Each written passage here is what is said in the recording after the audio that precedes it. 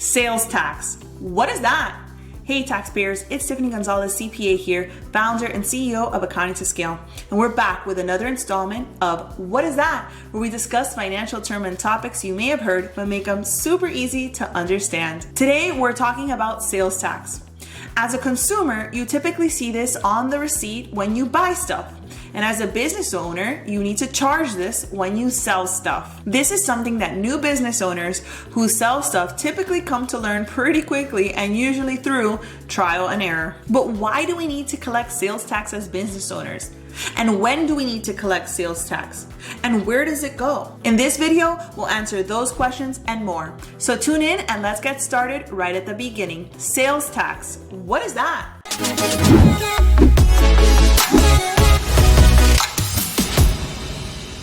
Sales tax is a consumption tax type that is charged by the government when goods and sometimes services are sold.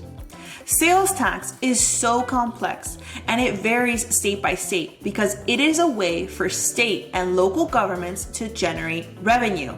We do not have a federal sales tax, we have a state sales tax. Because I happen to be located in Florida, much of the things that I'll be talking about relate to Florida. So I highly recommend that if you're a business owner in a state that is not Florida, you do your proper research on your local state website to see what may apply to you for sales tax. In Florida, sales tax is typically only charged on the sale of products and not necessarily services, but it does start to get a little tricky. For example, if you have short-term rentals such as Airbnb and VRBO, you could be subject to sales tax. If you're in the business of commercial real estate and you're giving commercial leases, you should be charging sales taxes on those leases. If your business operates by renting out or leasing equipment that you own, again, sales tax applies. The way that sales tax works is it's charged at the point of sale.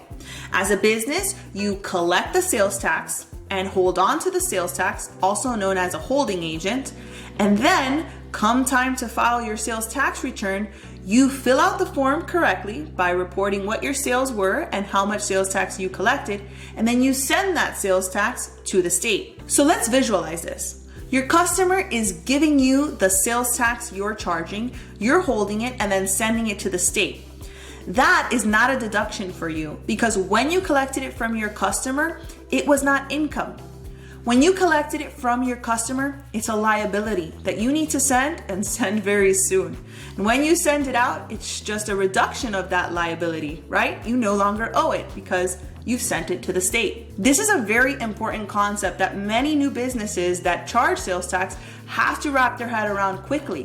Sometimes they see it as if they're losing profits by having to send them to the state, but really profits should be generated on the base price of your product, not necessarily factoring in sales tax. Like I mentioned before, sales tax is a way that state and local governments collect revenue. In Florida alone, approximately $91 billion is collected each year in sales tax revenue.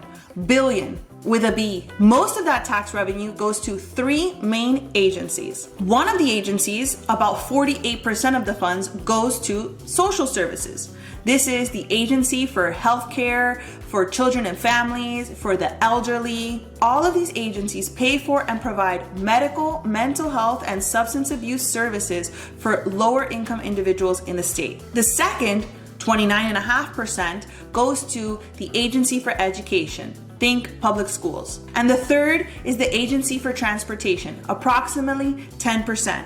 This is our roads, highways, and bridges. The rest of the budget, which is about 10%, gets spread out among the remaining 25 state agencies. You really don't want to mess around with sales tax in your business. Filing late comes with major penalties. Not paying the right amount also comes with huge penalties and levies when discovered in an audit. Speaking of audit, the state of Florida will audit you, and for no reason at all. You see, when it comes to the IRS, and your general income taxes, the IRS will typically audit you for a reason. They will identify something on your tax return that may seem fishy or incorrect. But the state of Florida will audit a business for its sales tax just because, just to ensure that it is charging it correctly and collecting it correctly and remitting it correctly, even if it has always filed on time and has not demonstrated any red flags. In Florida in particular, audits are so popular on sales tax because we don't have income tax. So the main way that Florida generates revenue is through property taxes and sales taxes. So make sure that you keep your documents in order, that you file on time, that you file correctly. And if you need help with any of that, you know who to call, Accounting to Scale. We hope you enjoyed this latest installment of What Is That? Hit the like button and subscribe to our YouTube channel. Follow us on LinkedIn, Instagram, and Facebook at Accounting to Scale. Until the next video, your favorite CPA, Tiffany Gonzalez.